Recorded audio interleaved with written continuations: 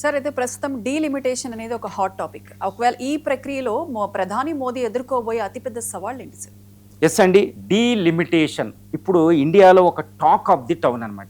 ఏంటి డీలిమిటేషన్ అనేది? ఇది అంత ఈజీ కాదండి. ఎందుకంటే ఇది భారత రాజ్యాంగంలోనే ఒక సంక్లిష్టమైన పదం అనమాట డీలిమిటేషన్ అంటే.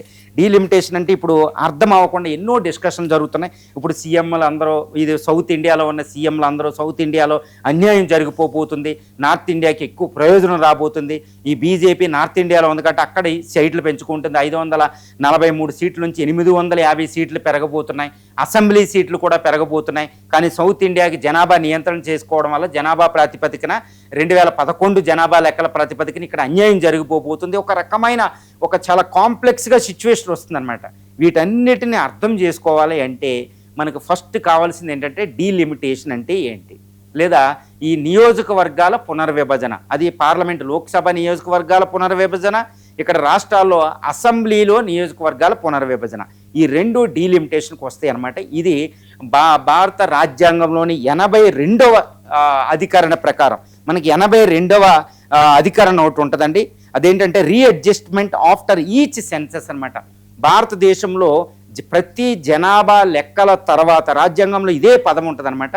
ప్రతి జనాభా లెక్కల అనంతరం వెంటనే లోక్సభ పీపుల్స్ ఏది హౌస్ ఆఫ్ ది పీపుల్స్ అని లోక్సభలో, అదేవిధంగా అసెంబ్లీస్ ఏది రాష్ట్రాల్లో ఉన్న అసెంబ్లీస్లో ఈ సీట్లు పునర్విభజన అంటే టెరిటోరియల్ కాన్స్టిట్యూషన్స్ అంటే ఏంటి, మనకి నియోజకవర్గాల పునర్విభజన జరగాలి ప్రతి సెన్సెస్ జనాభా లెక్కల తర్వాత అనేది ఆర్టికల్ 82లో చెప్పడం జరిగిందనమాట.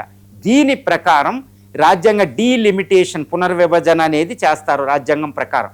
ఇప్పుడు సెన్సెస్ జరిగింది, కానీ 3 సెన్సెస్ల తర్వాత మనకేంటంటే ఇప్పటి వరకే మనకి ఎన్ని సెన్సెస్లు జరిగినాయంటే 1952లో ఒక పునర్విభజన జరిగింది, 1962లో ఒకటి జరిగింది 61 సెన్సెస్ ప్రకారం. కానీ 1971 సెన్సెస్ తర్వాత 71లో 3వ జరిగింది. ఈ జరిగిన తర్వాత ఇందిరాగాంధీ టైంలో ఇంకా అక్కడ నుంచి జనాభా ప్రాతిపదికన పునర్విభజన జరిగిన 1971 జనాభా లెక్కలనే ఆధారం చేసుకోవాలి. ఎందుకంటే 1971లో భారతదేశంలో జరిగిన ఒక దురదృష్టమైన సంఘటన ఏంటంటే హైలీ ఎక్స్ప్లోజివ్ పాపులేషన్ గ్రోత్.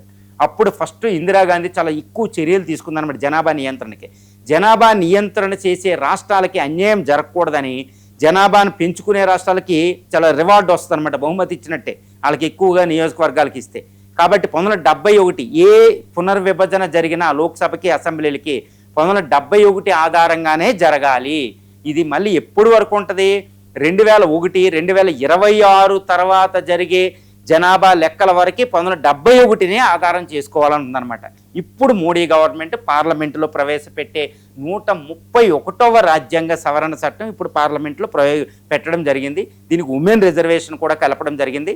ఇందులో ఆర్టికల్ 81, ఆర్టికల్ 80, ఆర్టికల్ 82, ఆర్టికల్ 334 అని ఎన్నో రాజ్యాంగ అధికరణని మోడిఫై చేయవలసి వస్తుందన్నమాట. దీని ప్రకారం ఇప్పుడు 2026లో సెన్సెస్ జరుగుతుంది, కానీ 2011 సెన్సెస్ ఇప్పుడు మనకు రెడీగా ఉంది. అంటే 2011 జనాభాని ఆధారం చేసుకుని పునర్విభజన చేయబోతున్నారు. ఇది ఒక పెద్ద కాంట్రవర్షియల్. ఎందుకంటే ఇప్పుడు 2011 నాటికే సౌత్ ఇండియాలో అయిన ముఖ్యంగా కేరళ, తమిళనాడు, ఆంధ్రప్రదేశ్ అంటే ఉమ్మడి ఆంధ్రప్రదేశ్, తెలంగాణ, ఆంధ్రప్రదేశ్, కర్ణాటకలో హైలీ సక్సెస్ఫుల్ స్టేట్. ఎందుకంటే జనాభాని నియంత్రించగలిగిన అద్భుతంగా.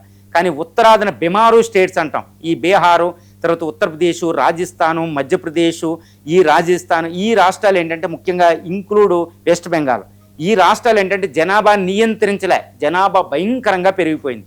ఇప్పుడు 2011 జనాభాని ఆధారం చేసుకుని ఇప్పుడు డీలిమిటేషన్ చేస్తే వాటికి రివార్డ్ వస్తుంది మనకి.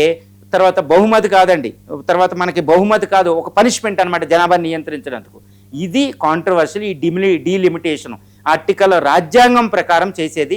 ఈ డీలిమిటేషన్ పునర్విభజన నియోజకవర్గాల పునర్విభజనకి పార్లమెంట్లో ఒక చట్టం ప్రవేశపెడితే లోక్సభలో, రాజ్యసభలో కూడా 2/3 మెజారిటీతో, అంటే సభకి అటెండ్ అయిన 543 మంది స్ట్రెంగ్త్ లోక్సభలో ఉంటే అకార్డింగ్ టు కాన్స్టిట్యూషన్ ఏంటంటే 543లో అటెండ్ అయిన వాళ్ళలో 2/3 వంతు మెజారిటీ కావాలి.